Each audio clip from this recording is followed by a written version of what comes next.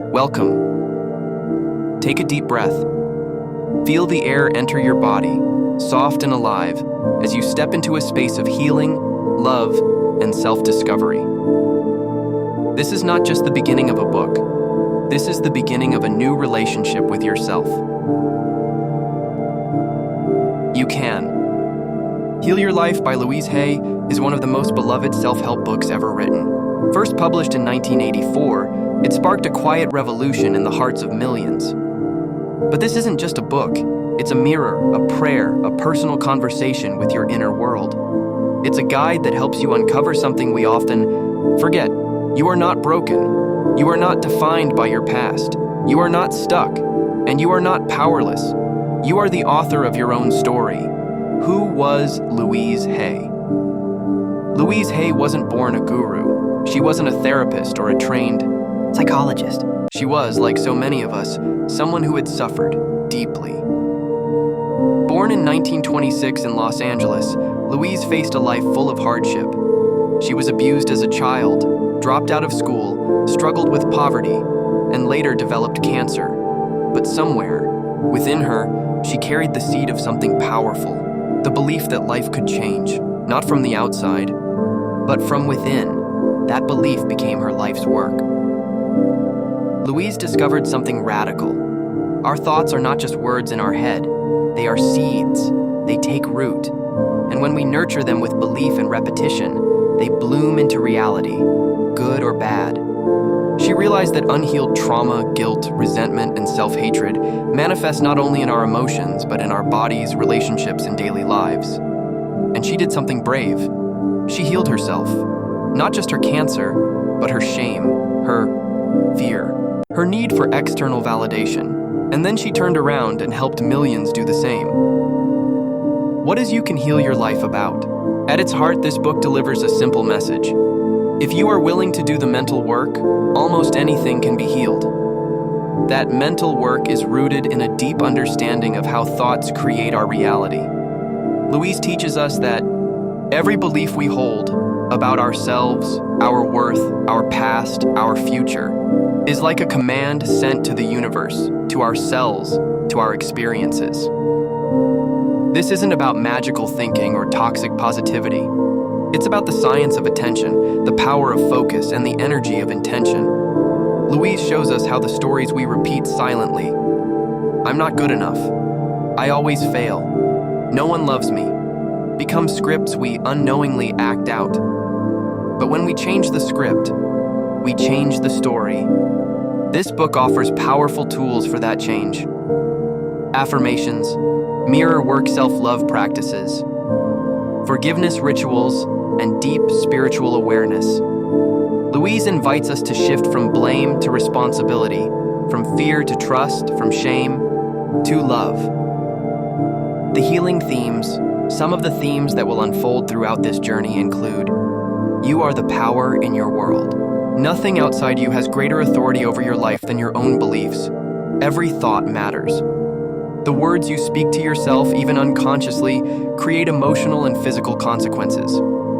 Healing begins with self-love, not selfishness, not arrogance, but true acceptance of who you are right now. The past does not define you. You can forgive. You can let go. You can write a new future, starting today. You are worthy of health, of abundance, of love, just as you are. Not when you're richer, skinnier, or more successful. Now, this book is about reclaiming your power, gently, consistently, spiritually. Why this book still matters. In an age of noise, comparison, burnout, and digital overwhelm, You Can.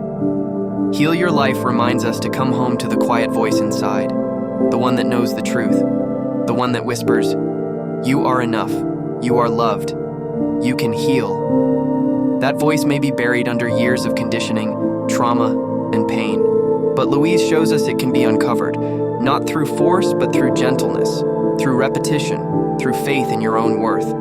Even decades after it was written, this book still resonates because its message is universal. You don't need to be fixed. You only need to be loved, and that love starts with you. how this narration will work. We'll now walk together, chapter by chapter, through Louise's teachings. Each chapter will be narrated with warmth, clarity, and emotional insight.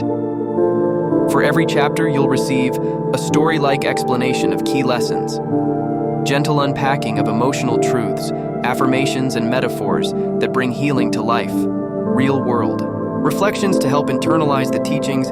This journey is not rushed. It's not analytical. It's emotional, reflective, honest. You may cry, you may smile, you may find parts of yourself you forgot were there.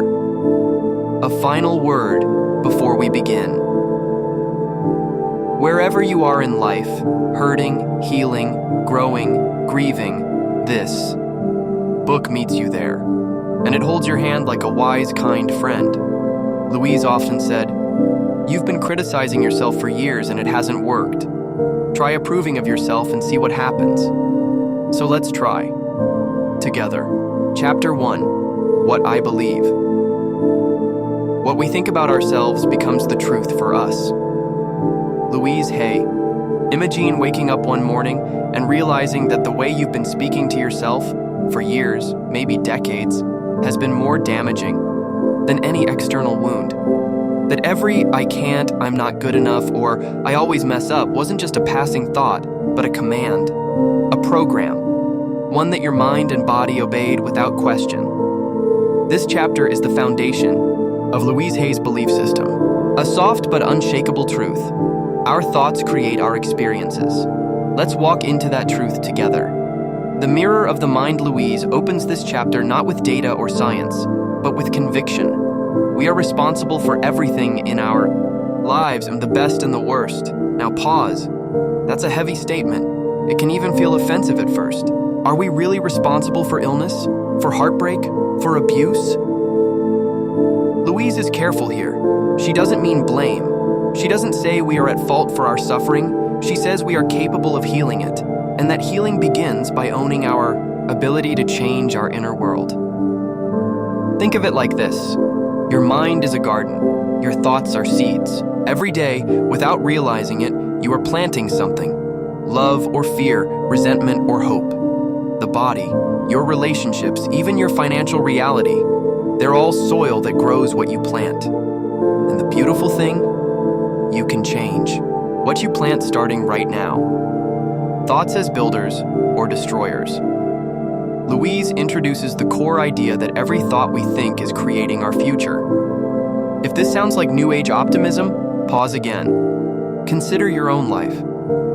How many times have you hesitated because of a belief like, "I'm not smart enough. People don't really like me. I always get sick when I'm stressed." Now flip it. "I learn fast. I attract kindness. I am healing more every day." Which version of you do you think is more likely to grow, take risks, and feel joy? That's not just positive thinking. It's energetic permission. Louise teaches us that our inner dialogue doesn't stay inside. It echoes into our health, our habits, our relationships, the roots, childhood beliefs. In this chapter, Louise gently leads us backward, into childhood. Why? Because that's where most of our core beliefs were planted. We didn't choose them. They were handed to us often by wounded parents, teachers, or cultural voices.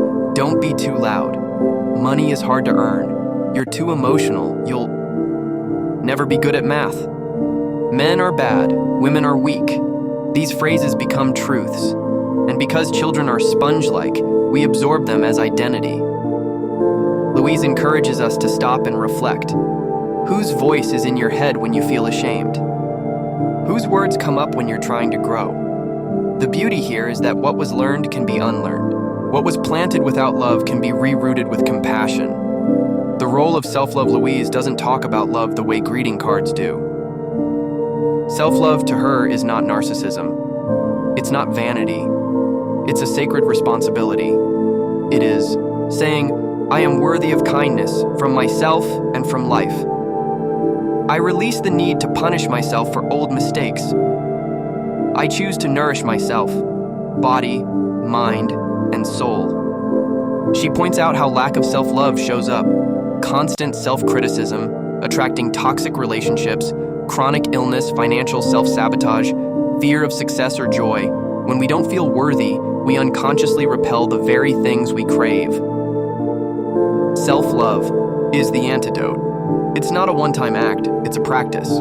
A daily choice to see yourself as lovable, even when the old voices return. Affirmations. Rewriting the mind. This is where Louise introduces one of her most powerful tools, affirmations. To some, affirmations feel silly or fake. But let's be clear.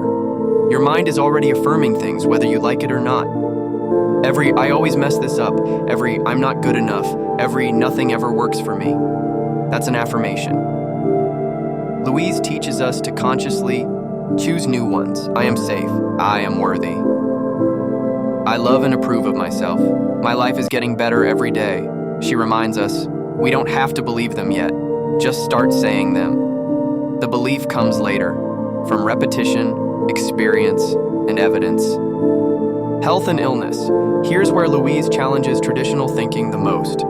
She suggests that even illness has roots in the emotional and mental realm. That our bodies don't betray us, they communicate with us. If the body is always listening, then disease isn't punishment, it's a message. Examples she gives. Cancer. Deep resentment held for a long time. Back pain. Feeling unsupported throat issues. Difficulty expressing self again. This isn't blame. Louise sees these insights as invitations to heal, not accusations, and her message is always the same. You can heal, not just your body, but the beliefs that may have burdened it, repetition and patience. Louise doesn't promise overnight miracles. She acknowledges that changing lifelong beliefs takes time, but with gentle repetition and a willingness to look inward without judgment, things begin to shift. Your self-talk softens. Your fears loosen their grip. Your heart opens. Change doesn't scream, it whispers. And it comes to those who stay kind and consistent. Closing affirmation from Chapter 1. I am willing to release the pattern in my consciousness that is creating this condition. I am willing to change. I am willing to learn. I am safe. Say it slowly, with your hand on your heart. You don't need to feel it fully yet. Just offer it. Because healing doesn't begin with knowing everything. It begins with being willing. Chapter 2. A Session with Louise. Imagine sitting in a small sunlit room. It's quiet. You're a little nervous. And across from you sits a gentle, smiling woman, calm, kind, and completely present. This is a session with Louise Hay, not a traditional therapy session with diagnosis and analysis, but a heart-centered space where words are medicine and belief systems are the root of everything. In this chapter, Louise walks us through a typical healing session, not to showcase her methods, but to invite us to become our own inner healer. So, let's step into that room. A safe space for transformation. Louise begins by reminding us, healing starts with feeling safe. Before any affirmations, before any digging into the past, a person must feel they are not being judged. She calls this creating a space of love. In her sessions, she would often sit with clients and say, "Tell me what's going on." And then, she would listen, truly listen, not to fix, not to rush, but to hear the pain behind the words. In that space, people said things they'd never said out loud. They cried. They spoke about shame, anger, illness, and fear. And they began to see that the real issue wasn't the problem they came in with. It was the belief underneath it. The real issue is never the issue. Let's say someone came to Louise with chronic back pain, they'd say, "I've tried everything. Doctors, medications, therapy, nothing helps." Louise wouldn't jump into cures. She'd gently ask, "Do you feel supported in your life? Emotionally? Financially?" Often tears would come. The real pain wasn't just physical. It was a deep feeling of being burdened, alone, or unworthy, or maybe someone came in heartbroken after a breakup. Louise might ask, "When did you first feel rejected in your life?" And suddenly, we're not talking about an ex. We're talking about childhood, a parent, a moment long buried. This is what she means when she says, "The problem is never the problem. The surface issue, illness, money troubles, relationships, is the symptom. The cause is almost always a belief, emotion, or pattern that's been there for years." Uncovering the root in her sessions, Louise used gentle questioning to dig deeper. What do you believe about yourself when this happens? Who taught you that you weren't lovable? If your body could speak, what would it say right now? She helped people trace their problems back to core wounds. I'm not good enough. I don't deserve love. I'm always wrong. I have to earn love by suffering. And once the wound was uncovered, she didn't shame it. She embraced it, because when we finally see our wounds, we can begin to speak to them differently. A dialogue of healing. A powerful part of this chapter is Louise's use of dialogue, both external and internal. She might say to a client, "Close. Your eyes. Put your hand on your heart. Now say, 'I love you. I'm listening.'" And even if they cried or couldn't say the words at first, the seed was planted. Louise believed that self-talk is sacred. She would guide clients to speak lovingly to their bodies, their younger selves, their inner critic, not to fake positivity, but to reclaim power. Here's an example she used. "Even though I have this pain, I choose to love and accept myself." This wasn't denial, it was choice. A choice to move away from fear and toward love. Mirror. Work begins.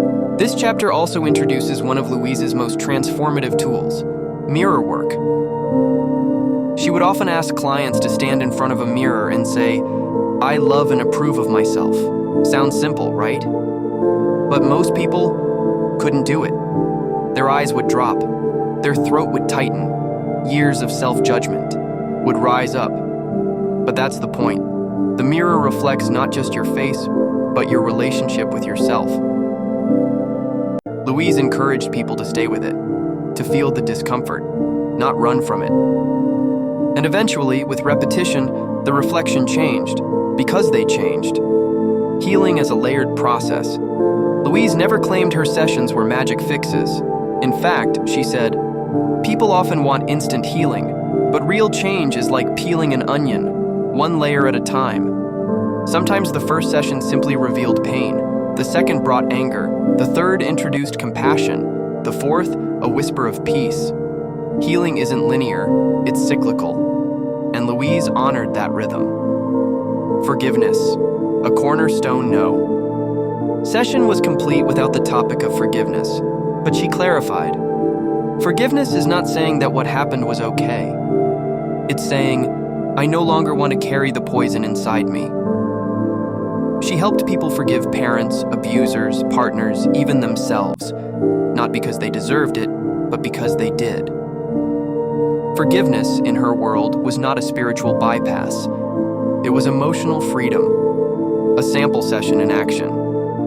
Let's walk through a simplified session. Client's complaint. "I have severe migraines every week." Louise's gentle questions. What's happening in your life when the migraines appear? Do you feel overwhelmed by pressure? Were you allowed to express anger as a child? Revelation. The client was suppressing rage from childhood, always told to be quiet and keep the peace. Healing steps. Affirmations around safety and expression. It's safe for me to speak my truth. I release pressure and let peace flow through me. Mirror work, journaling, and self-talk exercises. Over time, the migraines reduced, not magically, but through inner alignment.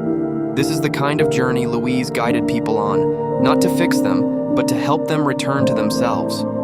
Closing reflections from Chapter 2. This chapter shows us that healing doesn't come from outside solutions. It comes from listening deeply to our own inner world. It's about asking, where does this hurt live? Whose voice am I still carrying? What truth have I been afraid to speak? And then, offering new language, I am willing to release the need for this pattern. I choose to see this with love. I am safe now. Louise's sessions weren't loud or dramatic. They were sacred, spacious, slow. And in that space, people remembered who they were. Chapter 3. Some Points of My Philosophy. The thoughts we choose to think are the tools we use to paint the canvas of our lives. Louise Hay. This chapter, Louise Hay lays out her personal philosophy, not in abstract terms, but in clear, transformative truths. These are not rules to obey.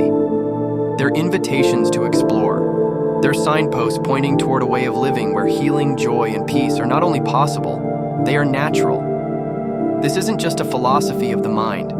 It's a way of being in the world, with yourself, your body, your past, your future. Let's walk through her beliefs together, one by one.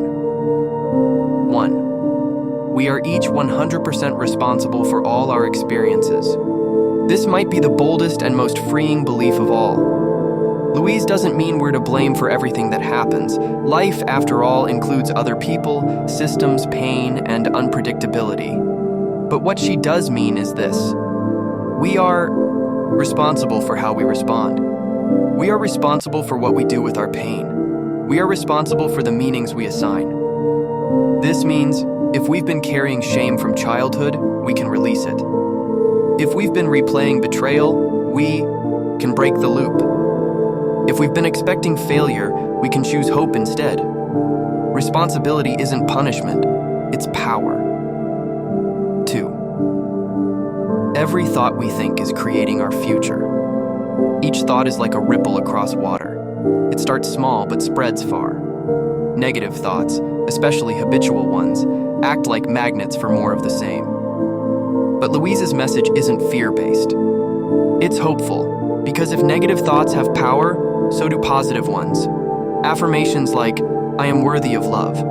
Everything is working out for my highest good.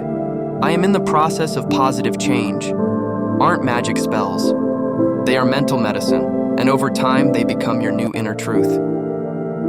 3. The point of power is always in the present moment. No matter how long we've suffered, no matter how much we've hurt ourselves or others, we can choose again, right now, in this moment. This is where change begins, not tomorrow, not when we get it all together. Now. Louise invites us to stop saying, it's too late. That's just how I am. I've always been like this. And to begin saying, I am willing to change, right now. 4. Everyone suffers from self-hatred and guilt. At first glance, that seems extreme. Everyone? But look around. How many people criticize their bodies daily, feel they're not enough, no matter what they do, blame themselves for things out of their control? Louise calls these invisible wounds universal scars. They show up differently: perfectionism, anxiety, procrastination, addiction, but at their root is often, there's something wrong with me. The good news? These are learned beliefs, which means they can be unlearned.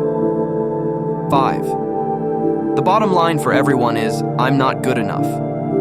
Under the money problems, the failed relationships, the people-pleasing, the addictions, this is the root.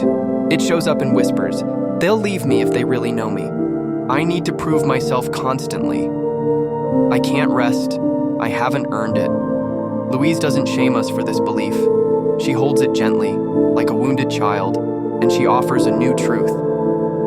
You were always good enough, even at your lowest, even at your messiest. You just forgot. 6. It's only a thought, and a thought can be changed.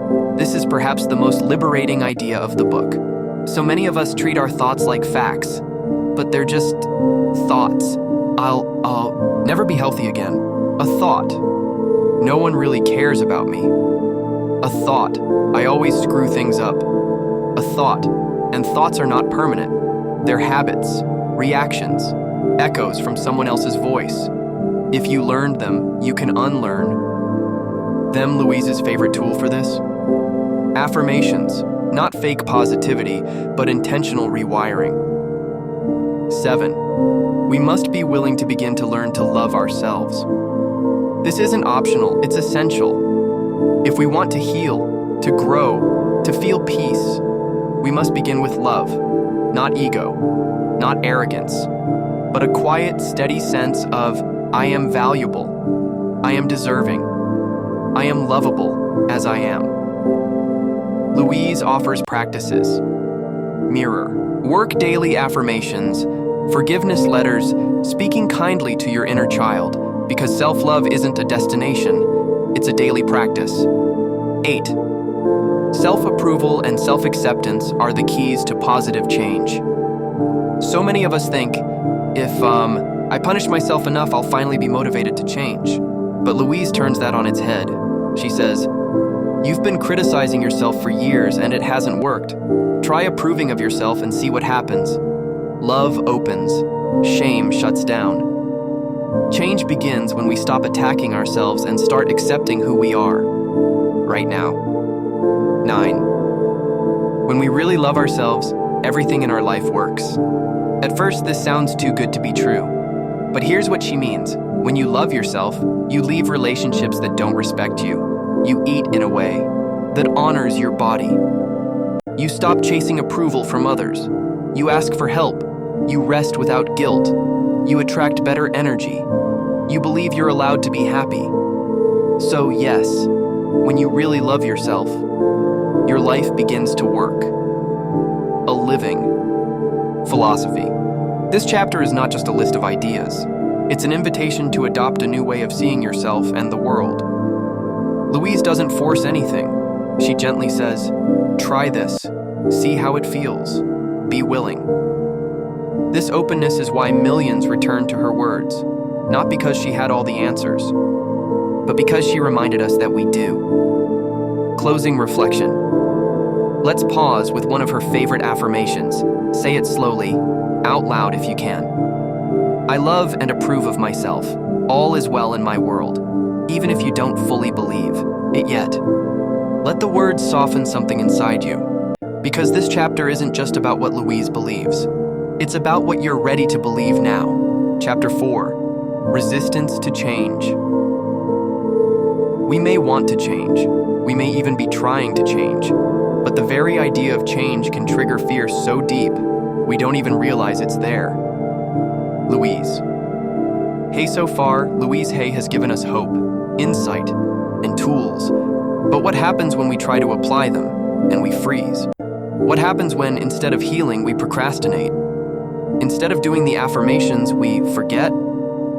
Instead of feeling better, we sabotage the progress? This is the chapter where she gets real with us, because the truth is, wanting to change is not the same as being willing to change, and standing between desire and transformation is one powerful force. Resistance. What is resistance? Resistance is subtle. It's clever. It doesn't always scream no. Sometimes it whispers, I'll start tomorrow. This is silly. It won't work for me. I'm too busy to focus on healing right now. Other people can change, not me. Resistance shows up as procrastination, avoidance, cynicism, forge, tearfulness, self-sabotage, excuses that feel very reasonable.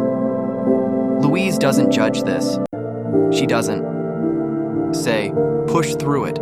Instead, she gently asks, can we look at the fear underneath? Resistance is fear in disguise. Change means loss of identity, comfort, familiarity. Even if our habits are painful, they're ours. They're known. And the mind clings to the known, even if it hurts. For example, if you've always felt unloved, the idea of loving yourself feels fake, even threatening. If you've always struggled with money, the thought of abundance might feel disloyal to your past. If you've always been in toxic relationships, peace might feel boring or unsafe. Louise reminds us, we don't fear change itself, we fear what we think we'll lose. So the goal isn't to shame resistance, it's to understand it. Common causes of resistance. Louise outlines several. Emotional roots of resistance, fear of the unknown, if I heal. Who will I be? What if I don't recognize myself anymore? Identity attachment. We define ourselves by our wounds. I'm a victim. I'm always the sick one. I never catch a break. Fear of responsibility healing means no longer blaming the past. That's liberating, but also scary. Guilt or shame.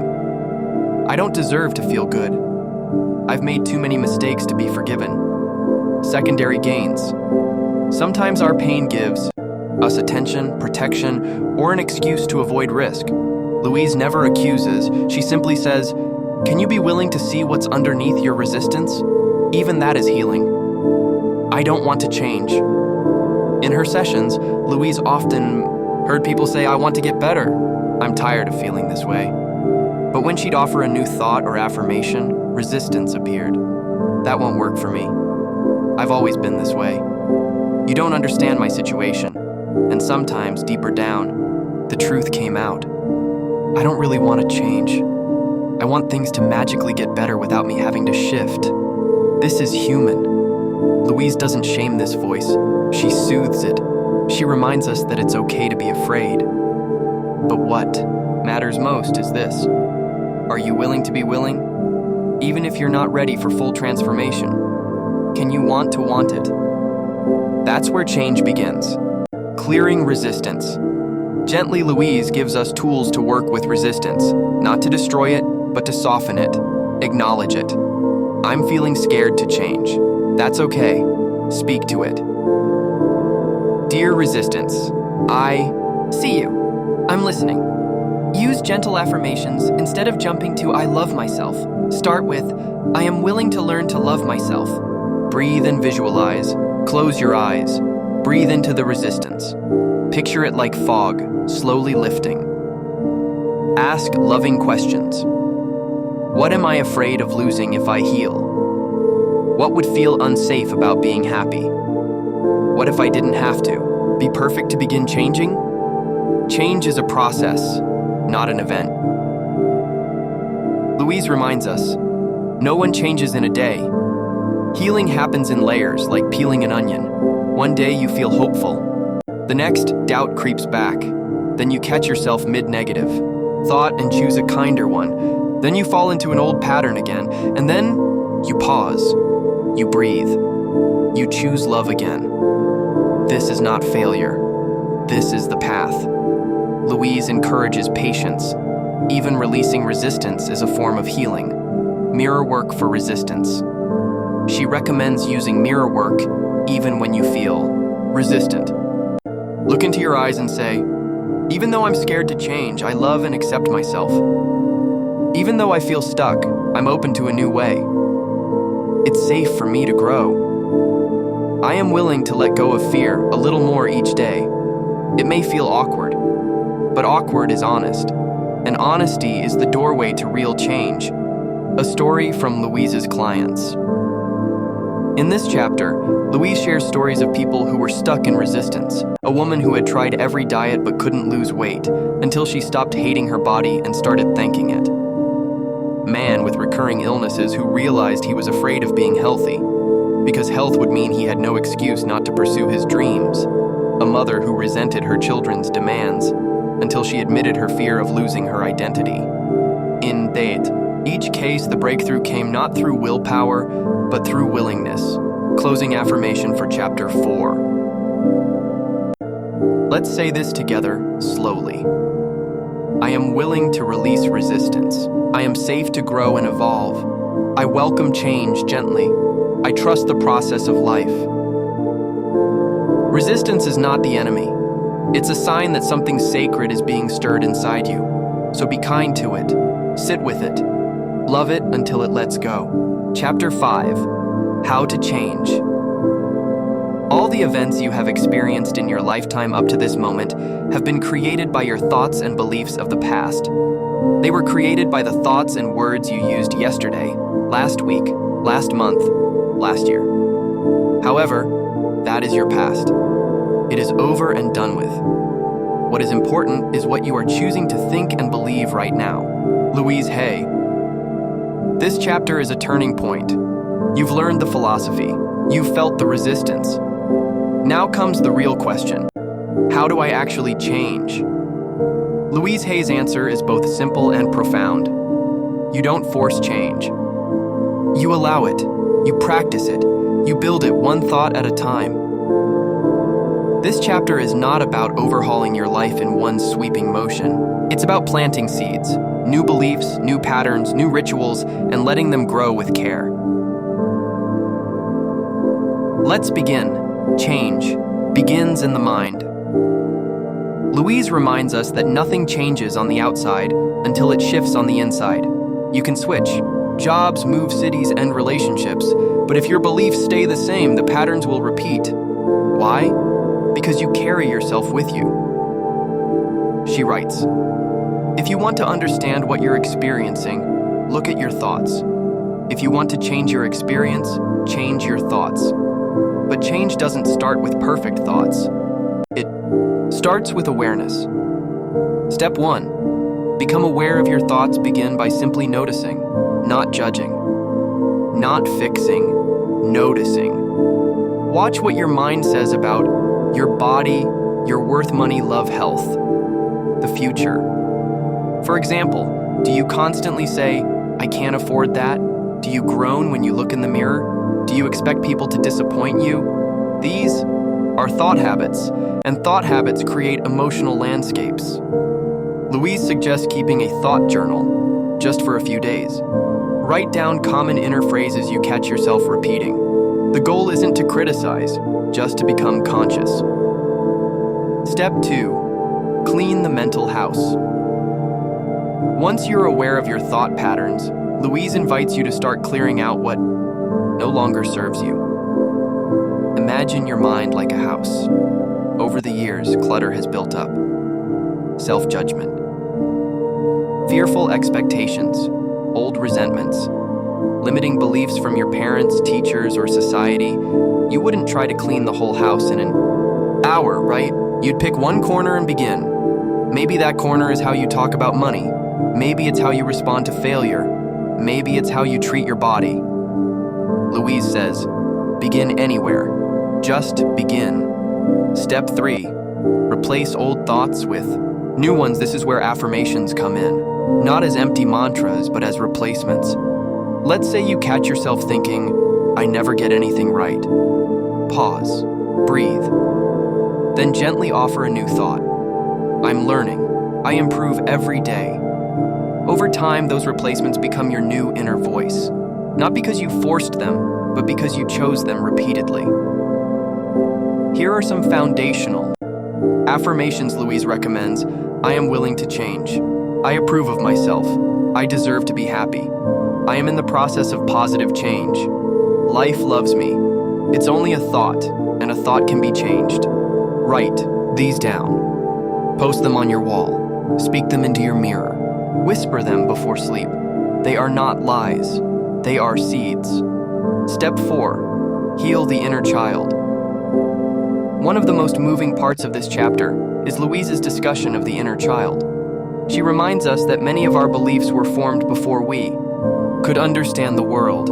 Imagine a child hearing, "You're so clumsy. You'll never amount to anything. You're too much. Be quiet. Don't cry. You're bad." Now imagine that child is still inside you, still scared, still believing. Louise says, speak to that child. Tell them they are safe now, that you're here, that you love them. Inner child healing isn't mystical, it's practical. It's about reparenting yourself with love, patience, and kindness. Step 5. Mirror work. This chapter re-emphasizes mirror work as a daily practice.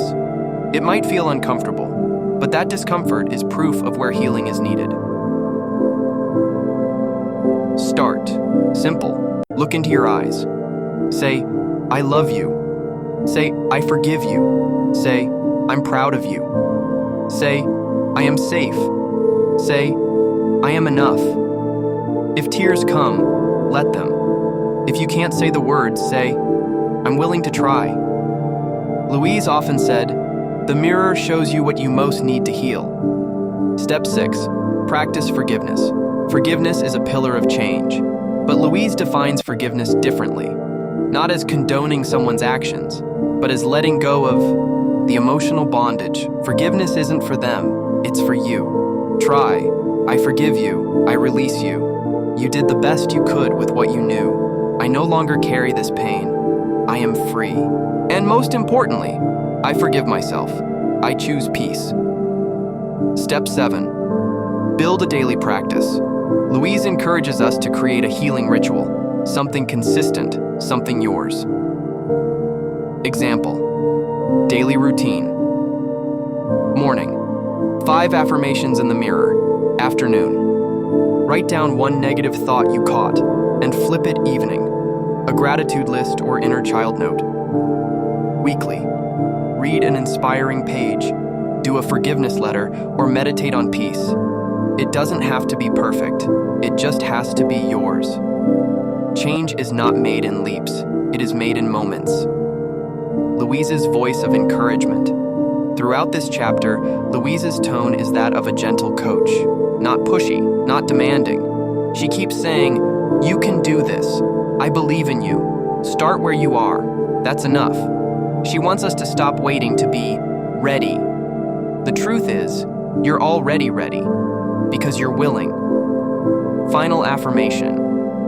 For chapter 5, say this with softness in your heart.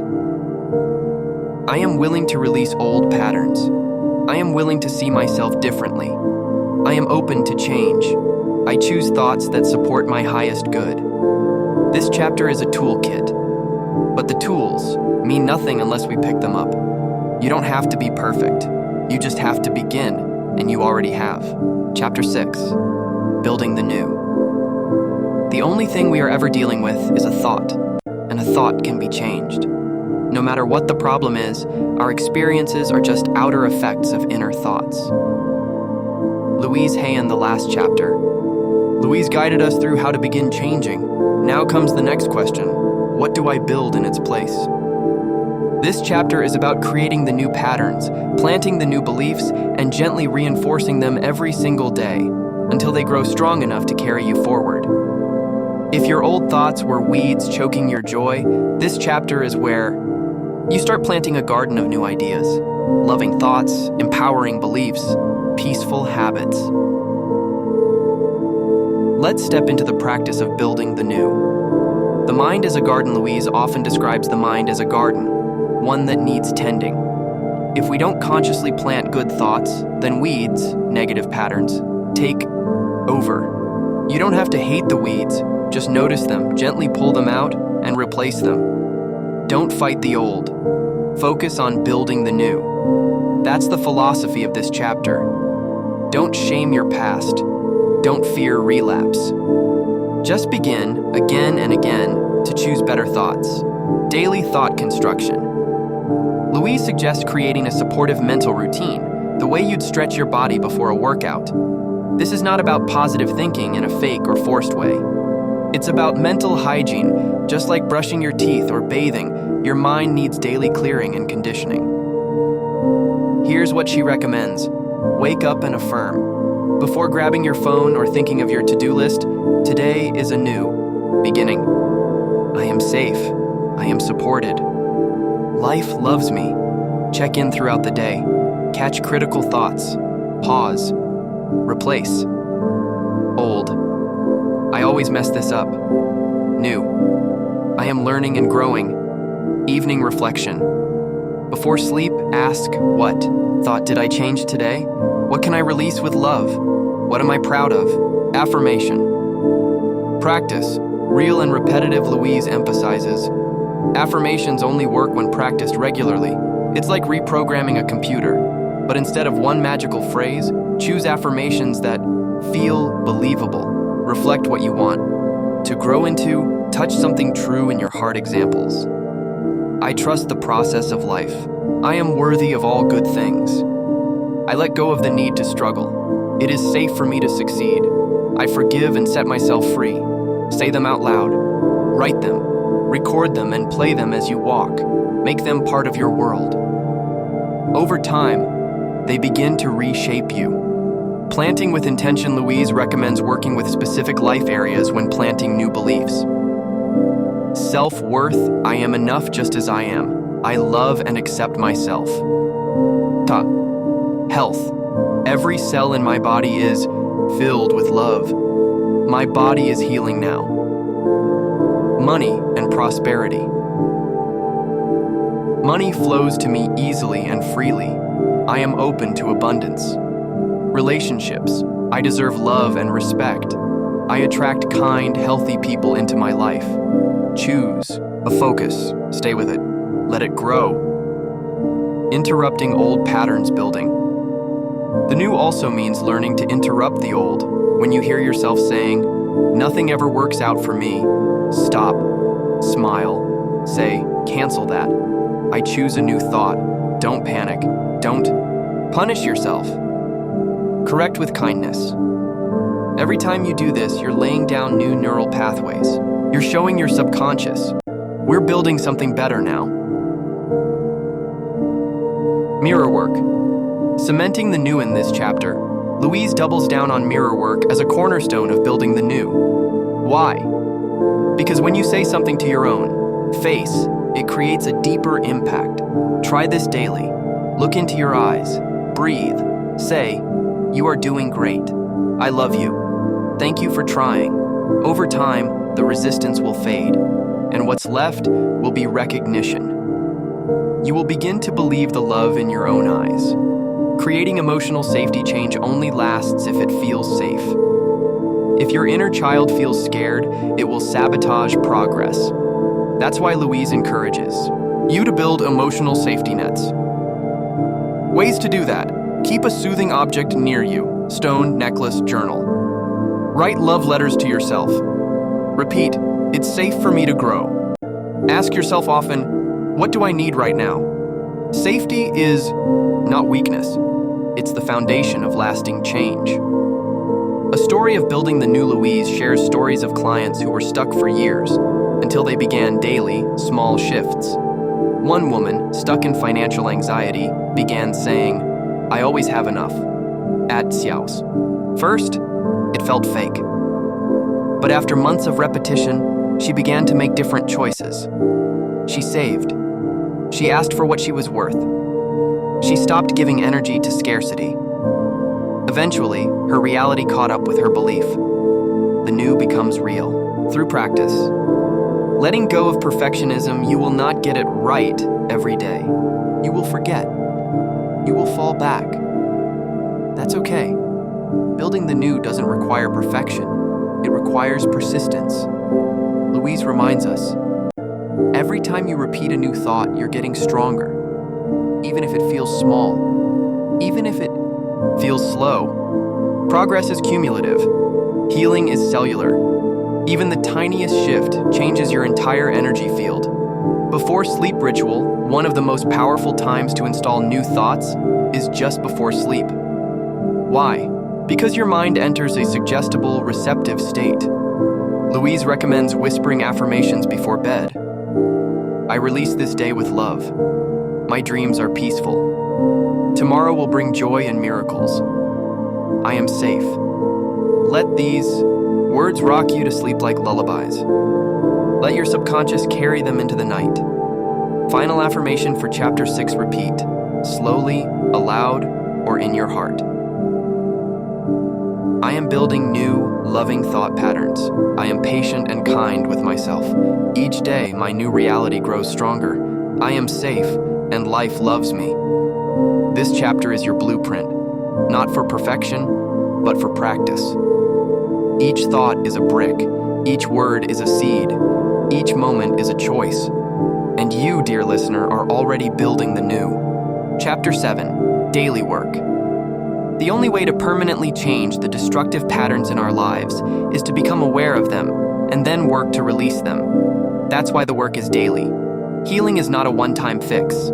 It is a practice. Louise Hay Louise Hay has guided us through the why, the how, and the what of healing. Now she invites us to ask, what would happen if I actually did this every day? This chapter is about anchoring healing into your daily life, not as a project, but as a lifestyle. Because the truth is, transformation doesn't come from intensity, it comes from consistency. And daily work, Louise says, is how we stay connected to the truth of who we are, even when the old stories try to pull us back. Healing is a daily practice, not a destination.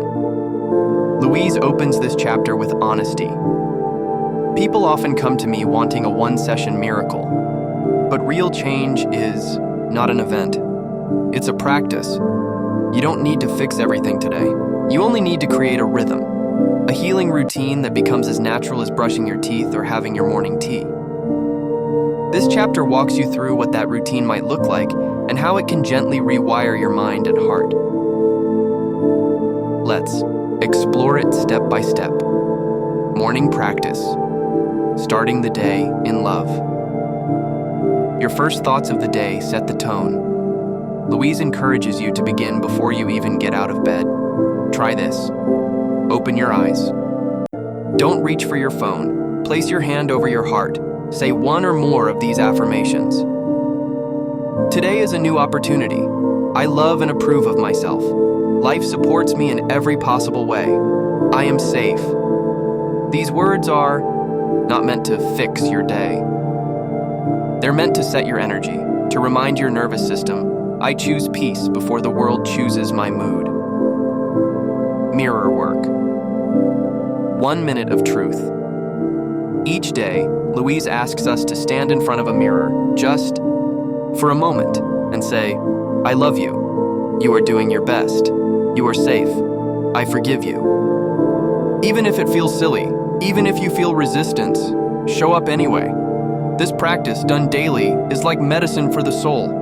Because when you learn to look into your own eyes with love, the world stops feeling so hostile. Midday awareness. Catching old thoughts change happens in the micro moments. That's why Louise recommends taking short mental breaks during the day. Place your hand on your heart. Breathe deeply. Ask, what am I thinking right now? Is this thought kind? Would I say this to a child? Then gently redirect. For example, if you catch yourself thinking, I'm such a mess, pause and say, I'm learning, I'm human. That's okay. This is the real work. The mid-sentence interruptions, the course corrections, the tiny victories. Written affirmation. Practice every day. Choose 5 affirmations that speak to your current struggle. Write them down 10 times each. Examples. I am open to healing. It is safe for me to set boundaries. I trust the timing of my life. I am worthy of love and joy. I release the need to struggle. This may take just 10 minutes, but the impact is deep. Because repetition is how beliefs are formed. Emotional clearing ritual. Sometimes we wake up heavy, or a memory strikes out of nowhere, or a conversation lingers like smoke in the air. For those moments, Louise recommends a clearing ritual. Sit in silence for 5 minutes.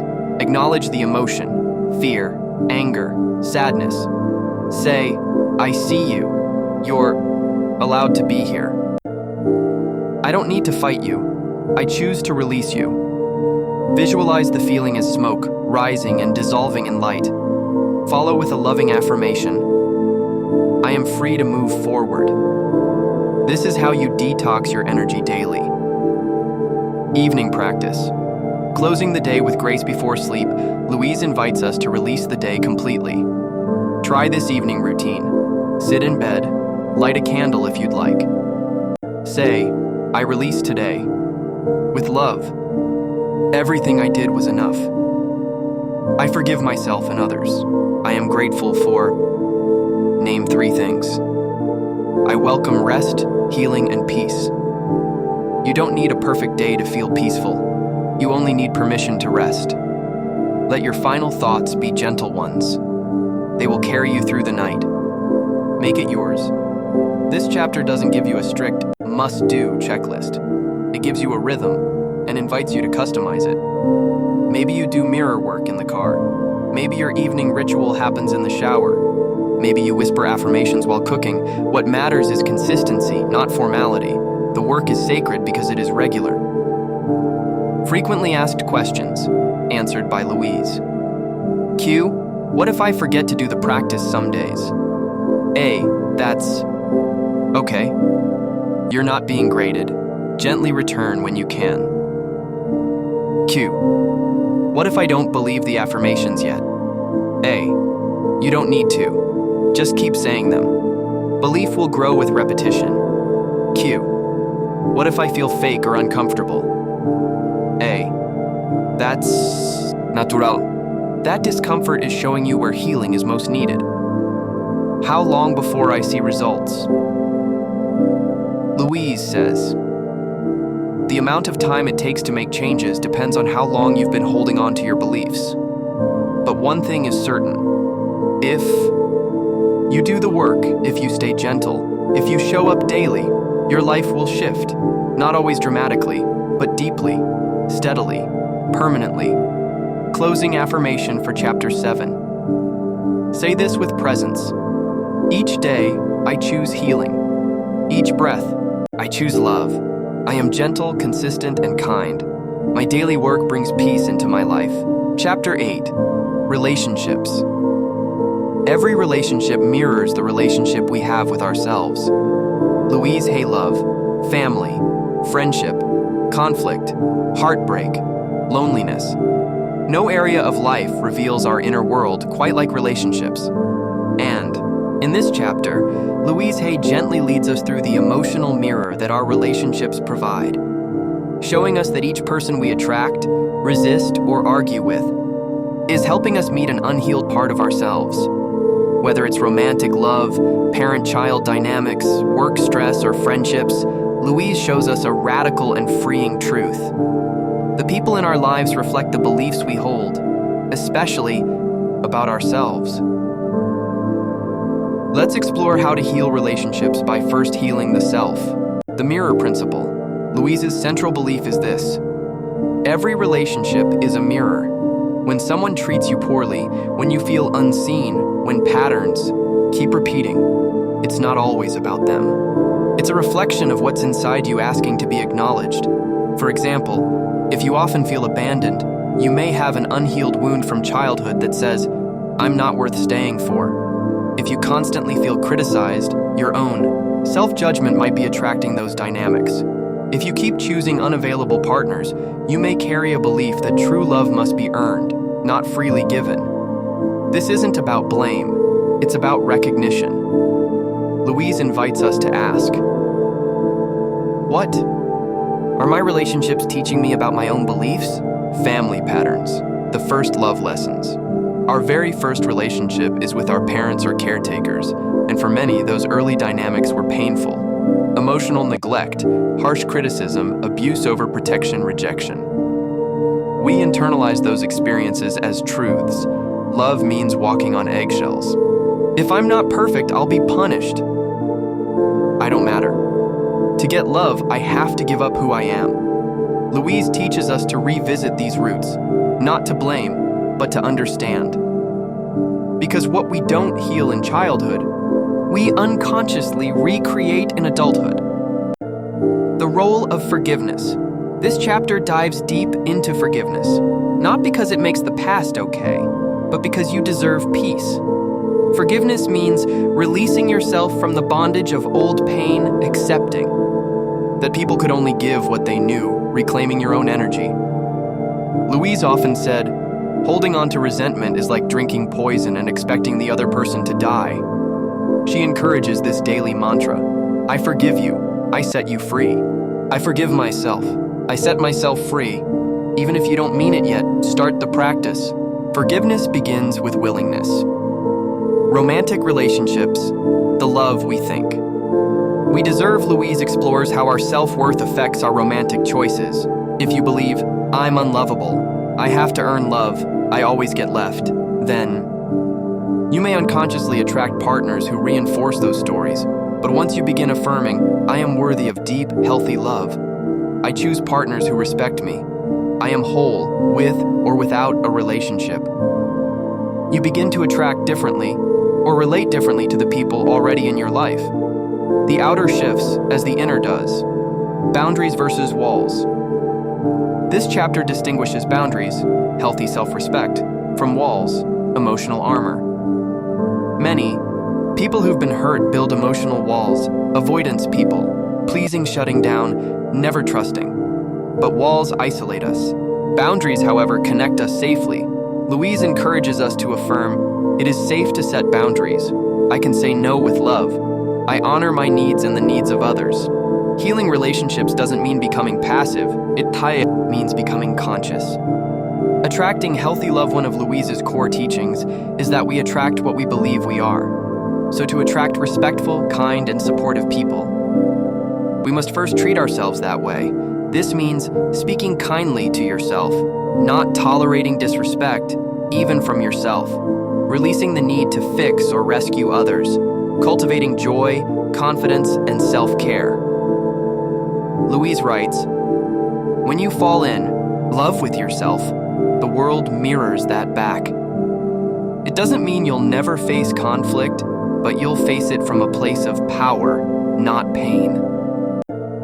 Mirror work for relationships. Louise recommends specific mirror work for relational healing. Stand in front of a mirror, look into your eyes. Say, I am willing to release painful patterns. I forgive the people who hurt me, and I release them with love. I am open to safe, joyful, loving connections. I love and approve of myself. I am enough. This work will feel tender, but it opens the heart like nothing else. What to do? During conflict, in moments of relationship tension, Louise encourages this inner mantra.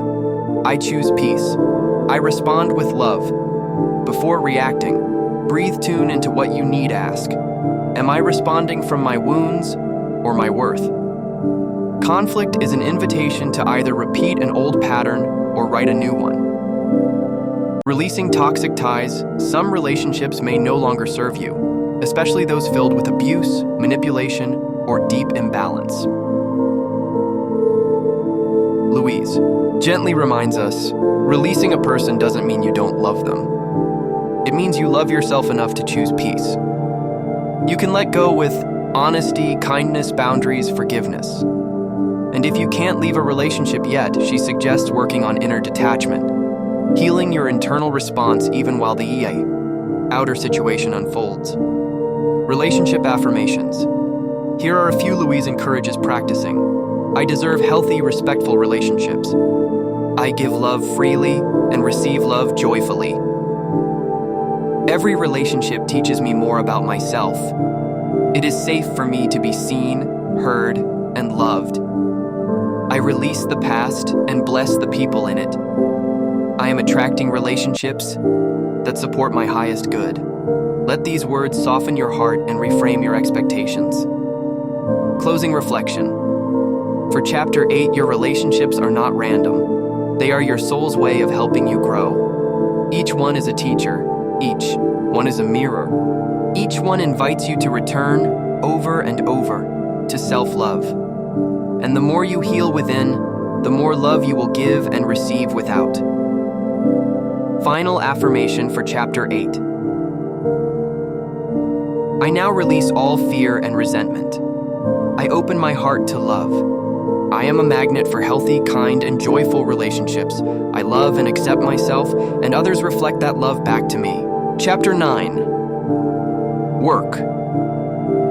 Work is a place where we express ourselves, learn, grow, contribute, and create. When we resent our jobs or feel stuck in them, it's often a reflection of how stuck we feel inside. Louise Hay work. It can uplift us or drain us. It can inspire, fulfill, and connect us. Or it can leave us feeling undervalued, stuck, or even trapped. In this chapter, Louise Hay explores a deeply personal truth. The way we experience our work is shaped by our beliefs about ourselves, whether you're an artist, an employee, a business owner, a caregiver, or in between roles. This chapter gently opens the conversation around what work really means and how it can become a source of empowerment instead of suffering. Let's explore how healing your inner world can transform your outer work. Work is a mirror of self-worth. Louise starts by revealing how many people hate their jobs or feel unfulfilled by them. But rather than encouraging quick escape, she offers a deeper question. What is my job showing me about what I believe I deserve? Do any of these patterns sound familiar? Feeling underpaid or undervalued, staying in toxic work environments, always overworking without acknowledgement, fearing success or promotion, sabotaging opportunities. These aren't just work issues.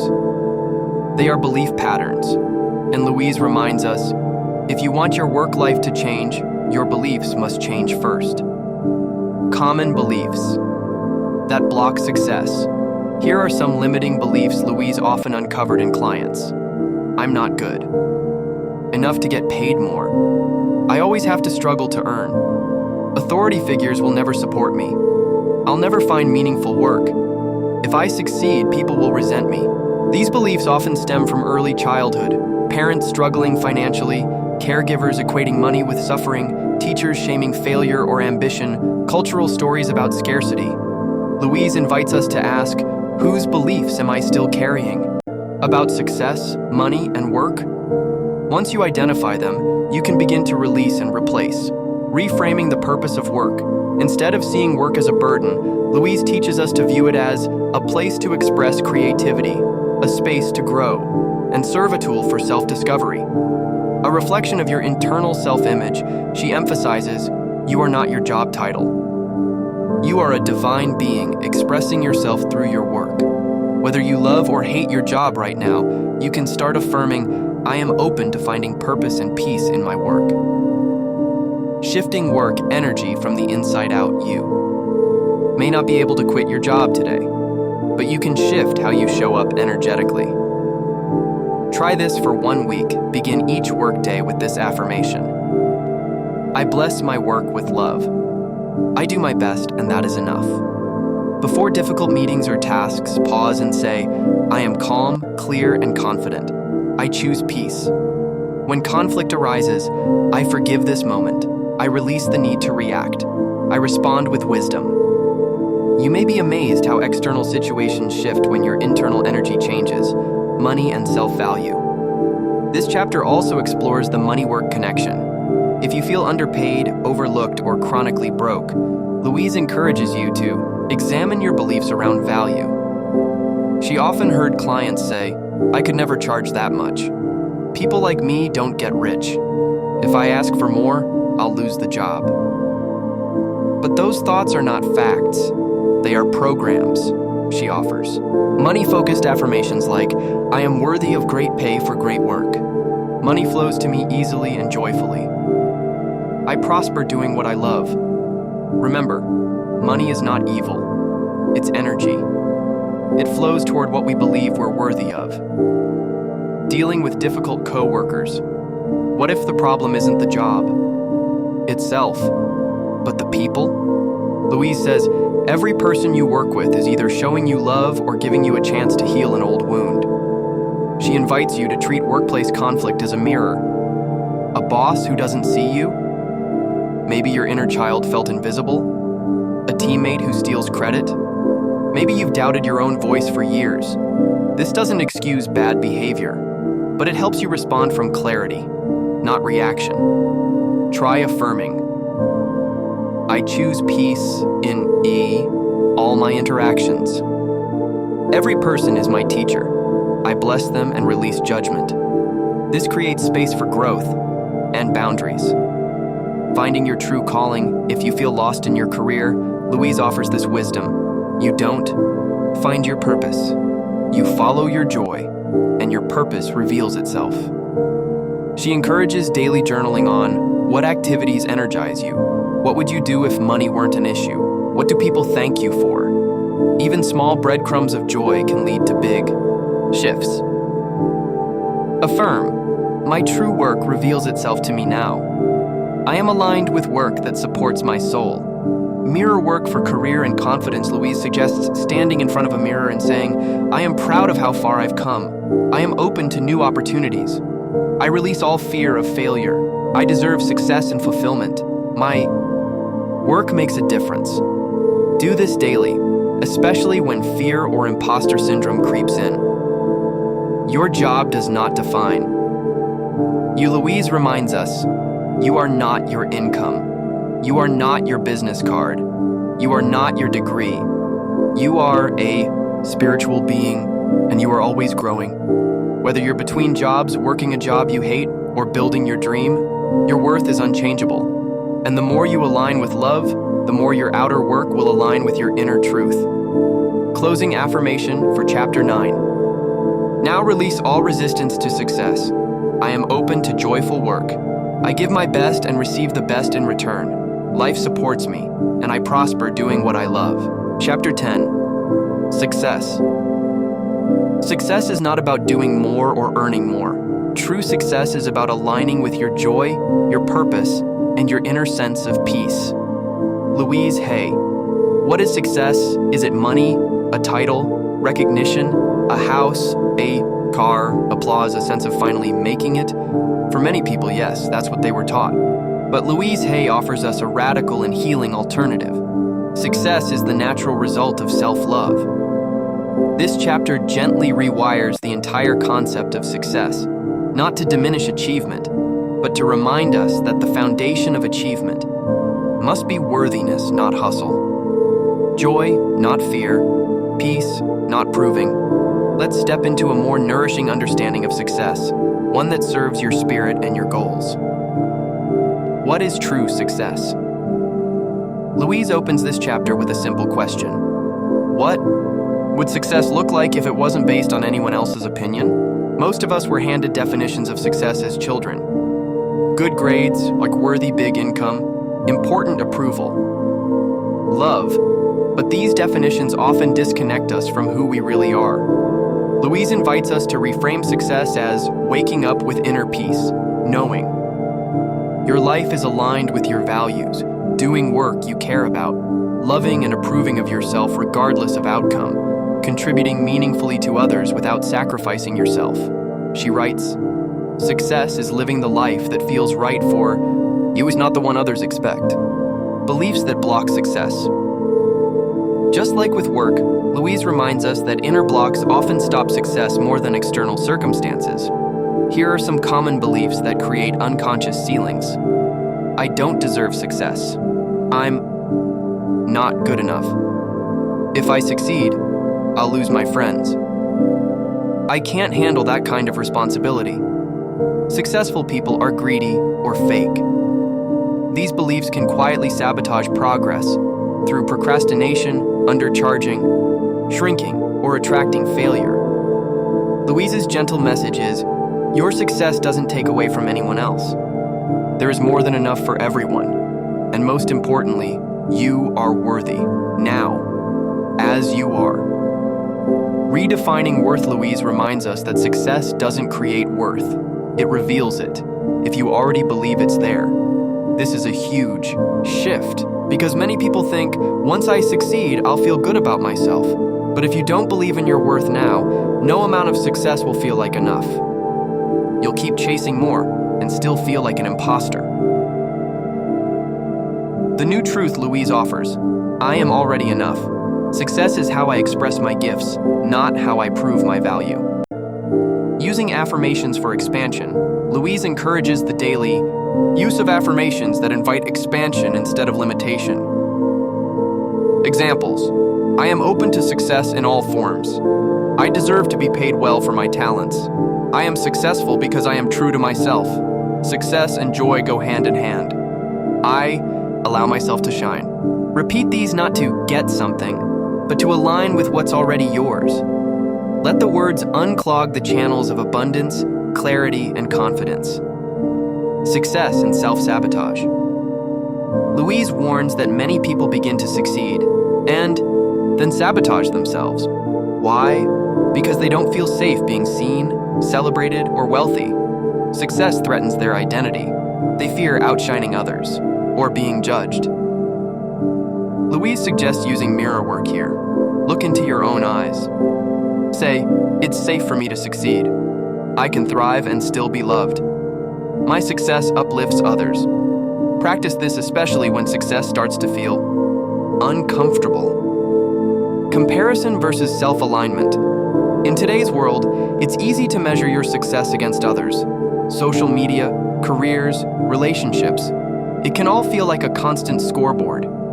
But Louise invites a shift. You are not here to be better than anyone. You are here to be yourself fully. Success is not linear, it's personal. Instead of asking, am I doing as well as them? Ask, am I living in alignment with my truth? Prosperity. More than money, Louise redefines prosperity as an abundant mindset that touches all areas of life. Financial well-being, emotional fulfillment, spiritual growth, loving relationships, creative expression, peace of mind success is holistic. It's not about the size of your bank account. It's about how open you are to receiving good. She affirms, I am open to the richness of life. I deserve all the blessings that flow to me. There is more than enough. Detaching from outcome true success, Louise teaches, is also about trusting the process. You do the inner work. You show up. You say yes to life. And then, you let go. Detach from how it will happen. Detach from how fast it happens. Detach from who approves or notices. Say, everything is unfolding in divine timing. I trust that life knows what it's doing. My success flows to me easily and freely. Trust turns success from stress into grace. A story of quiet success. Louise shares how many clients found success not by chasing it, but by becoming available to it. A woman stopped people-pleasing and finally launched her business with ease. A man forgave his father, healed his resentment, and was offered a dream job days later. A teacher began saying affirmations and was suddenly recognized for her work after years of feeling invisible. The lesson? Success often waits just on the other side of self-love. Daily practice for inviting success. Try this ritual for 7 days. Write down one belief you want to release. Success is hard. I'm not ready. Good things don't last. Flip it into an affirmation. Success flows to me with ease. I am always ready to grow. My blessings are safe. Say it 10 times in front of a mirror. Visualize yourself feeling confident, grateful, at peace. Let this train your nervous system to feel safe with success. Final affirmation for Chapter 10. Speak this with strength and softness. I am successful because I live with love. I trust in my path. I release the need to prove anything. I allow success to unfold with ease, grace, and joy. Chapter 11. Prosperity. Prosperity is not just money. It is the free flow of ideas, time, love, energy, and joy in your life. If you are not feeling prosperous, something is blocking the flow. And it begins with your thoughts. Louise. Hey, what if prosperity had nothing to do with your salary? What if wealth wasn't about dollars, but about permission to receive? This chapter is one of Louise Hay's most beloved teachings, a gentle yet powerful redefinition of what it means to be rich. Not just financially rich, but rich in heart, in relationships, in opportunities, in joy. True prosperity, Louise says, is feeling that you have enough of everything you need and trusting that more will always come. Let's begin the process of clearing lack and inviting abundance. Your prosperity beliefs, Louise begins this chapter by asking, what are your earliest memories of money? Did you hear things like, money doesn't grow on trees? We can't afford that. Rich people are greedy. You have to work yourself to death to make a living. There's never enough. These phrases become more than just childhood lessons. They become core beliefs that live inside us. And beliefs, as you now know, create reality. Louise reminds us, if you believe in lack, you will experience lack, even if money flows in. Because prosperity is an inner experience first. Scarcity versus abundance. Mindset. Here's the key shift Louise wants us to make. From, there's never enough. I'm not lucky with money. People like me never get ahead. 2. There is more than enough for everyone. Money is a tool I can use joyfully. I deserve financial ease. She emphasizes that abundance is not selfish. It is your birthright. And the more prosperous you become, in love, in money, in ideas, the more you have to give and share. The universe is abundant. The only limitation is the one in your own mind. How we block prosperity. Prosperity doesn't avoid us. We block it, usually unconsciously. Here are some of the most common blocks Louise identifies. Guilt. Do I really deserve good things? Other people have it worse. I shouldn't ask for more. Fear of responsibility. If I have more, I'll have to manage more. More money, more problems, unworthiness, I'm not smart enough to earn well. I've made too many mistakes, envy or resentment. Why do they get to be successful? Rich people are bad. These thoughts don't just damage your energy. They close the door to abundance. But the good news, they're just thoughts, and thoughts can be changed. Money is energy. Louise reminds us, money is not the enemy. It is neutral. It is energy. And it responds to our beliefs. She encourages us to develop a loving, respectful, open relationship with money. Try saying, I bless my bills with love. I am thankful every time money flows to me, in any form. I welcome new income streams. Even if your bank account is low, gratitude raises your vibration, and that creates space for more to flow in. Affirmations for prosperity. Here are Louise's most powerful prosperity affirmations. I deserve to prosper. I am open and receptive to all the good and abundance in the universe. Money comes to me easily and effortlessly. I release all resistance to wealth. There is plenty for everyone, including me. I love money, and money loves me. I am a magnet for divine abundance. Say them daily. Say them with emotion. Even write them on your mirror, phone background, or journal. The repetition is not foolish. It is reprogramming. Non-monetary prosperity. Louise beautifully expands prosperity beyond cash. She says prosperity is also time to rest. Opportunities that align with your joy, healthy relationships, creative ideas, surprising support, random. Blessings begin affirming, prosperity flows to me in expected and unexpected ways. When you open your heart, you'll start noticing gifts everywhere. A compliment, a new connection, refund you forgot about, a free offer, a moment of peace. These are all forms of abundance, prosperity, and generosity. Louise also emphasizes that giving is part of receiving. She teaches us to give with joy, not obligation, with trust, not fear, with the belief, what I give returns to me multiplied. You don't have to give money. Give. Time, encouragement, kindness, creativity, PR, essence. The more you share from love, the more circulation you create. And abundance is about circulation. Mirror work for prosperity. Each day, look into the mirror and say, I am open to receive. I am deserving of great abundance. I forgive myself for past money mistakes. I trust that all my needs are met. Life wants me to prosper. You'll notice that the more love you give yourself, the more the universe responds in kind. Prosperity Ritual, 7-day flow practice. Louise suggests this exercise to get your prosperity energy flowing. Every morning say, something wonderful is happening today. I expect miracles. Every time you spend money, say, there's always more where that came from. Write down every form of abundance you notice, a free coffee, a kind word, a new client, a paid invoice before bed. Say, I am grateful for today's blessings. I welcome more tomorrow. By the end of the week, you'll feel richer, inside and out. A story of unexpected wealth. Louise shares how one woman began blessing her tiny paycheck with love. She stopped complaining. She started affirming, I am open to receive. I always have what I need. Within months, she was offered a better paying job. Not because she hustled, but because she aligned. Closing affirmation for chapter 11, say this slowly, with belief. I now open myself to prosperity. I deserve abundance. I trust life to provide all that I need. Money flows to me easily, joyfully, and endlessly. I am open, receptive, and grateful. Chapter 12. The body.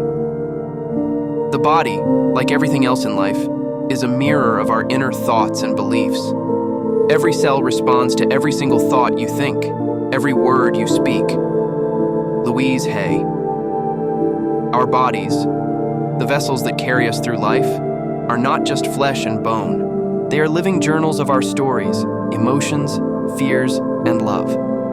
In this chapter, Louise Hay opens the door to her most controversial yet transformative belief. Physical illness is often rooted in emotional and mental patterns, not as punishment, not as blame, but as communication. The body is not betraying you, it is talking to you. Let's listen together, gently, without judgment, and begin the process of healing not just the body, but the beliefs behind it. The body as a mirror. Louise teaches that the body reflects our thoughts, our words, our unexpressed emotions, our deep-rooted beliefs. For example, a sore throat may come from not speaking your truth. Back pain may be tied to feeling unsupported. Excess weight may be a shield of protection from past hurt. Skin issues may reveal shame or fear of being seen. She is not saying, "You caused your illness." She is saying, "Let's explore what your body is trying to tell you," because once you listen with compassion, you can begin to change. Your thoughts affect your cells. Modern science is catching up with what Louise taught decades ago. Stress, fear, and self-hate affect the body physically. Chronic inner criticism weakens your immune system. Suppressed emotions can lead to tension, inflammation, or fatigue. Negative self-talk programs your body to expect suffering. But the opposite is also true. Loving thoughts are medicine. Kind words are nourishment. Peaceful beliefs create space for healing. Illness as a message. Louise invites us to approach illness with a new mindset. Instead of, "Why is this happening to me?" ask, "What is this trying to teach me? What thought pattern may have contributed to this? What do I need to feel, express, or release?" She calls this getting to the emotional root of dis-ease. Notice dis-ease, not just disease. Every symptom has a story, not just in the body, but in the heart. Examples from her practice. Louise shares stories like a woman with cancer who had decades of unprocessed resentment. Once she began forgiving, her condition stabilized and improved. A man with severe migraines who realized he was suppressing anger at work. After expressing his truth, the pain lessened. A woman with digestive issues who finally let go of guilt around pleasure and began healing. None of this is magic. It's pattern recognition. Once we release the emotional burden, the body has space to regenerate. Healing begins with self-love. Louise's message is clear. No healing method works if you don't believe you deserve to get better. That means speaking lovingly to your body, forgiving yourself for past mistakes, letting go of guilt around rest, food, or illness, affirming your right to be well. Say, "I love and accept my body. Every cell in my body is responding to, it is safe to heal. I am willing to release the emotional pattern behind this condition." Even if you're still in pain, speak love into your body anyway. Metaphysical cause chart preview. In the next chapter, Louise provides a full list of common physical ailments and their probable emotional causes. But here, she shares a few examples. Condition, probable cause new thought pattern, neck pain and flexibility. Stubborn thinking, I am flexible and flowing. Heart problems, long-standing emotional issues, I joyfully release the past. Ulcers fear, not feeling good enough, I love and approve of myself. Fatigue resistance, boredom, lack of love, I am enthusiastic about life. Arthritis, deep criticism of self and others, I am loved and loving. She encourages not just belief but curiosity. Try asking, could this be true for me? Daily body affirmations. Louise recommends creating an affirmation for each body part or symptom you want to heal. Example, I love my eyes. I see life clearly and beautifully. I love my stomach. I digest life with ease. I love my back. I feel supported by life. I love my skin. I allow myself to be seen. Speak it. Feel it. Write it. Whisper it before sleep. Every word, of love is a drop of healing. Mirror work for physical healing. Each morning or evening, look into the mirror and say, "Dear body, I love you. Thank you for carrying me. I am sorry for the times I ignored your messages. Let's heal together, one thought at a time. Tears may come. That's okay. They are part of the medicine. What if I'm still sick?" Louise is clear. You can do all the right things and still be in a healing process. This isn't about blame. Healing is not linear. It's not about perfection. It's about partnership with your body, she says. Talk to your body like it's your best friend. Ask it what it needs. Thank it every day. The body wants to heal. Your body is not trying to hurt you. It wants to be well. It's built for balance, for resilience, for recovery. When you align your thoughts with love and your emotions with release, the body begins to listen. Louise's reminder. It is safe to get better. You are not betraying anyone by healing. You are claiming your birthright. Final affirmation for chapter 12. Say this with gentleness and awe. I love my body. I am willing to listen to its wisdom. I release all fear, guilt, and shame. I am safe, I am healing, and all is well. Chapter 13, The List, Metaphysical Cause Chart. For every ailment in the body, there is a pattern of thinking. If we can change the thought, we can often change the condition. The body responds to what we believe. Louise Hay. This chapter is unlike any other in the book. It's not narrative, it's a toolkit, a reference guide.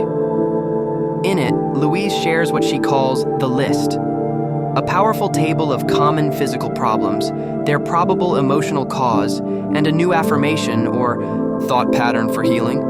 Her intention isn't to diagnose or replace medical care, but to complement it, to help us ask, what might my body be trying to tell me, beyond the symptoms?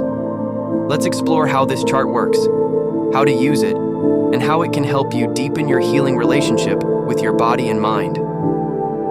Why this chart matters. Louise believed that physical illness was the final expression of a long-held emotional pattern, often unconscious. For example, repeated colds may represent mental confusion and inner turmoil. Knee pain may symbolize stubborn pride or fear of moving. Forward diabetes may relate to deep sorrow and lack of sweetness in life.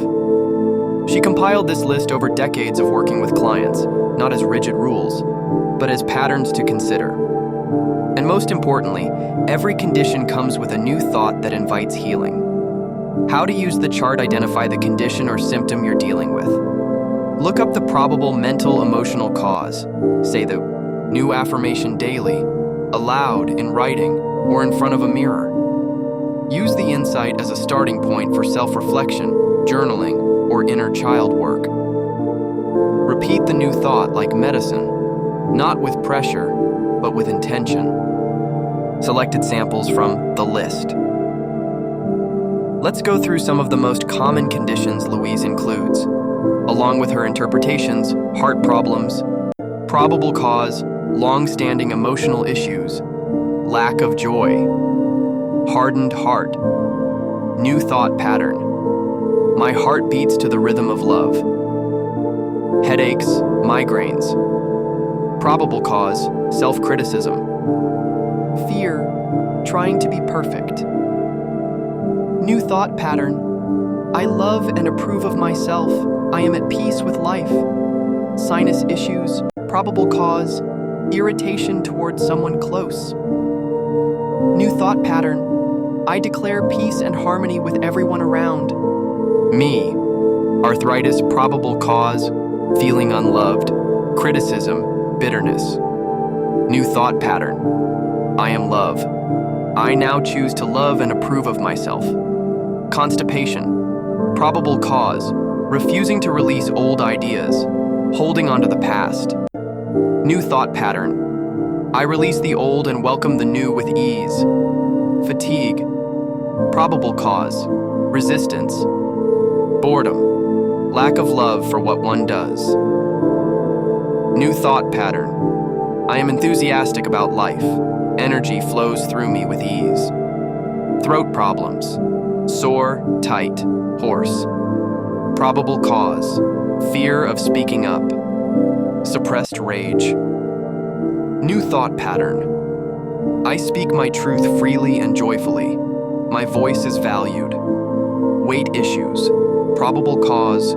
Fear. Needing protection. Running from feelings. New thought pattern. I am safe. I love my body and trust. The process of life. Cancer probable cause. Deep hurt. Long-standing resentment. Holding on to grief or a deep secret. New thought pattern. I lovingly forgive and release all of the past. I fill my life with joy.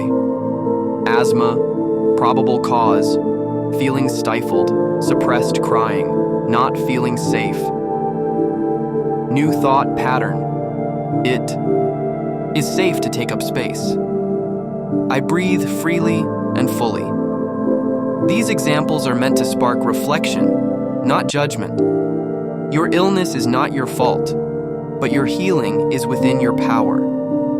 How to go deeper once you identify a probable cause. Journal. About when that emotional pattern began, reflect on who modeled that belief, parent, teacher, culture. Use mirror work or inner child work to shift the story. Repeat the new affirmation until it feels familiar. For example, if you have hip pain and the chart says fear of moving forward, you might affirm, I trust life. I am supported in every step I take. Say it. Feel it. Let it settle in your cells. This is not about blame. Louise is always clear. This chart is not a replacement for medical care, nor is it about guilt. It's about adding a layer of healing most people ignore. The emotional and energetic layer. You can take medication and affirm healing. You can see a doctor and explore your inner world. You can seek support and speak lovingly to your body. This is about wholeness, not perfection. Real-life reflections. Louise often shared how clients used this chart and experienced powerful breakthroughs. A woman with persistent back pain realized she'd always felt unsupported, especially by family. When she affirmed, "Life supports me," her pain decreased dramatically. A man with recurring throat infections began expressing his truth after decades of silence, and his health improved. The pattern wasn't just physical, it was emotional. And once the emotion was acknowledged, the body listened. Mirror work for specific symptoms. Each time a symptom arises, try this. Look into a mirror. Touch or gesture toward the affected area. Say, I hear you, body. Thank you for getting my attention.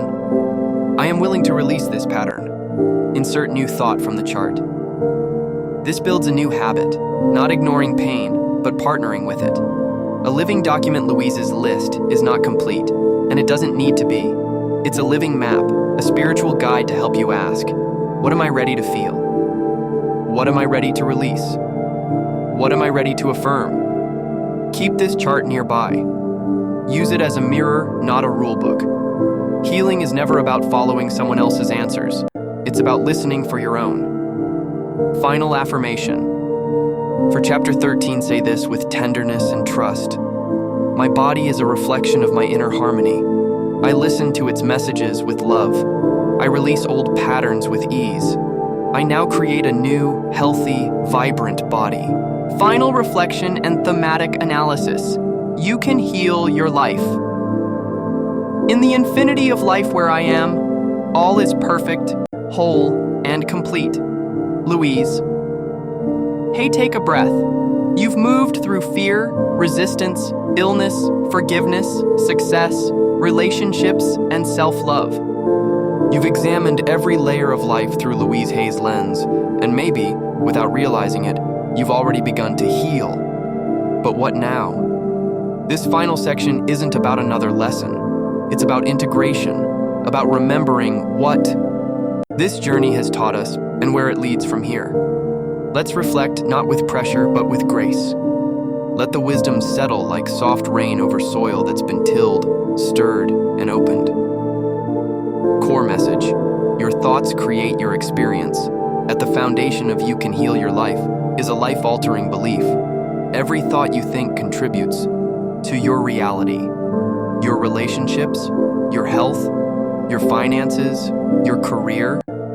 They are not random. They are mirrors, reflecting what you believe to be true about yourself and life. This isn't about magical thinking. It's about energetic alignment. If you believe you're not worthy, you'll find experiences that confirm it. If you believe life is hard, you'll encounter struggle. If you believe love is dangerous, you'll push it away. But the moment you choose a new thought, even one as simple as "I am open to love," your life begins to shift. Self-love, the medicine beneath all healing. Every chapter leads back to one sacred truth. You must learn to love yourself, not as a reward for healing, not after you lose weight, succeed, or are forgiven. Now, because self-love is the soil in which all healing grows. You don't have to earn it. You were born with it. Louise's mirror work, affirmations, and rituals are not fluff. They are radical acts of reparenting. They allow you to say, "I am safe now. I forgive myself. I choose peace. I am worthy of a beautiful life." Everything is connected. Louise's genius lies in her holistic approach. Emotions affect the body. Childhood patterns shape adult beliefs. Money wounds reflect self-worth. Relationship issues mirror inner fears. Illness carries hidden grief or rage. She doesn't compartmentalize life. She shows us the threads and then helps us unravel them with compassion. That's why her healing feels so complete. Healing is a process, not a moment. This book doesn't promise quick fixes. It offers a daily practice of awareness, gentleness, and choice. It invites you to catch negative thoughts and replace them. Listen to your body's signals. Forgive yourself and others. Speak lovingly to your reflection. Trust the process. Even in confusion, every act of love you offer yourself plants a seed, and the garden will grow with time, with patience, with care. Forgiveness frees you. If one theme rises above all others, it's this. You can't move forward while dragging the past behind. Louise taught us that resentment, shame, and guilt are heavy. They clog our energy. They cloud our joy. Forgiveness is not about the other person. It's about saying, "I refuse to carry this pain anymore. I choose peace." And it starts with you. Forgive your old self. Forgive your failures.